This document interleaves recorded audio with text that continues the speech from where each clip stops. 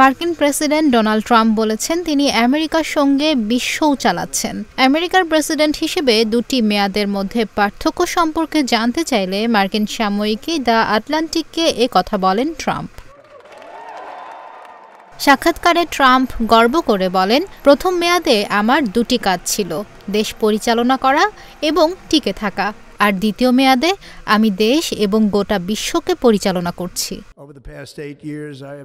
Trump জানান, প্রথমবারের তুলনায় দ্বিতীয় মেয়াদে নিজেকে বেশি শক্তিশালী মনে হচ্ছে তার। প্রশাসনে এবার সমস্ত বিশ্বস্ত লোকজন রয়েছেন, আগের মেয়াদে কিছু কুটিল লোকজন ছিল।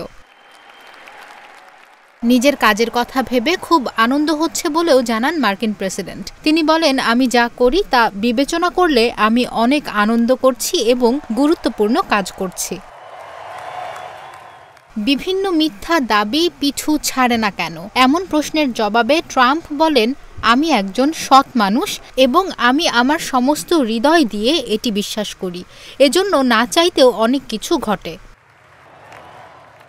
সম্প্রতি ট্রাম্প সরকারের বড় বিপর্যয় ফাঁস করে দ্য আটলান্টিক। যে সাংবাদিকের সামনে ট্রাম্পের প্রতিরক্ষা সচিব ইয়েমেনে যুদ্ধের পরিকল্পনা ফাঁস করে দেন বলে অভিযোগ, তিনি দ্য আটলান্টিকেরই প্রধান সম্পাদক জেফ্রি গোল্ডবার্গ। তাই এই সাময়িকীতে ট্রাম্প সাক্ষাৎকার দিতে রাজি হলেন কি করে সেটি নিয়ে জল্পনা চলছে। অবশ্য সাক্ষাৎকারের আগে গত সপ্তাহে ট্রাম্প বলেছিলেন, কৌতূহলের বশবর্তী হয়ে এই সাক্ষাৎকার দিচ্ছি, এখন নিজের সঙ্গেই নিজের প্রতিযোগিতা আমার, দেখতে চাই আটলান্টিক সত্য বলে কিনা।